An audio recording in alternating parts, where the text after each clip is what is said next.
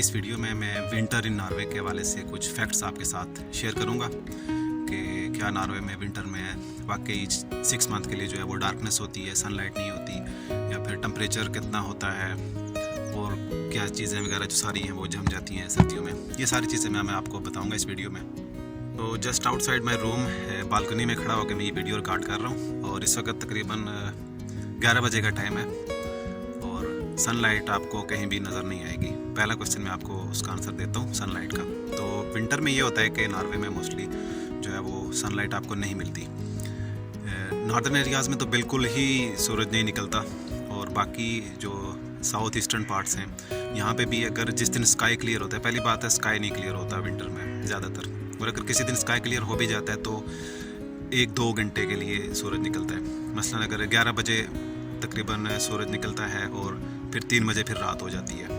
तो ये इस तरह से चलता है विंटर में, इसकी रूटीन होती है। बाकी मैं अगर कैमरा आपको दूसरी तरफ करके बताऊं तो ये जो मेरी रूम के बाहर जो चेयर्स थी ये बिल्कुल जो है वो स्नो के साथ फुल हो चुकी हैं, और बाकी ये सामने कुछ घर हैं इनकी छतों पे भी बिल्कुल फुल किए हुए हैं। लेकिन यहाँ पे घर इस तरह से बनाए जाते हैं कि ये स्लोप की फार्म में होते हैं ताकि जब ज़्यादा स्नो इकट्ठी हो जाए तो वो खुद ब खुद नीचे गिर जाती है यहाँ से। और बाकी अभी दिन के 11 बजे का टाइम है और यहाँ पे बस ऐसा ही ये जो दिन होता है ना नॉर्वे में वो बिल्कुल इसी तरह का होता है। तो तकरीबन 2-3 घंटे ऐसा रहेगा और इसके बाद फिर यहाँ पे डार्कनेस हो जाएगी। बाकी मैं टेम्परेचर की अगर बात करूँ तो पिछले 8-10 दिनों के दौरान जो टेम्परेचर था वो यहाँ पे -14, -12, -16 भी था, और आज थोड़ा सा बेहतर है टेम्परेचर। और बाकी जो नॉर्दर्न एरियाज़ हैं वहाँ पर तो -30 तक भी टेम्परेचर होता है। तो इस तरह की यहाँ पे ठंड होती है, और ठंड में ये होता है कि काफ़ी सारी जो चीज़ें हैं यहाँ पे झीलें हैं वो बिल्कुल जम जाती हैं। बाकी जब आप सर्दियों में जब यूनिवर्सिटी जाते हैं तो आप सुबह जब 8-9 बजे 10 बजे जब जा रहे होते हैं यूनिवर्सिटी की तरफ तो आपको ऐसे लगता है रात में ही कहीं जा रहे हैं। बिल्कुल रात का ही एक समा होता है। जब आप वापस आ रहे होते हैं तकरीबन 3 बजे तो फिर भी रात ही होती है, तो आप अंधेरे में यूनिवर्सिटी जाते हैं, अंधेरे में वापस आते हैं।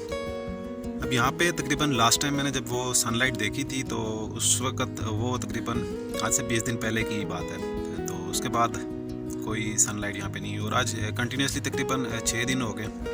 6 दिन से कंटिन्यूसली यहाँ पे स्नो फॉलिंग हो रही है और डेली कुछ ना कुछ थोड़ी बहुत ही उसमें इजाफा होता है। बाकी है कि इतनी स्नोफॉल के बावजूद भी जो ट्रैफिक है, जो गाड़ियाँ हैं बिल्कुल वो चलती रहती हैं, और उनका ये होता है कि विंटर में जो इनके टायर्स होते हैं वो चेंज कर देते हैं। अक्टूबर में तकरीबन जाके सारी भी जितनी भी गाड़ियाँ हैं सारी जो विंटर टायर यूज़ करती हैं, तो विंटर के लिए यहाँ पे एक अलग से टायर होते हैं, समर के लिए अलग से टायर होते हैं, क्योंकि बहुत ज़्यादा स्नोफॉल और उसकी वजह से टायर यहाँ पे चेंज करने पड़ते हैं। बाकी नॉर्वे में ठंड से बचने के लिए इनके जो घर बनाए जाते हैं यहाँ पे उनका एक स्ट्रक्चर डिफरेंट होता है।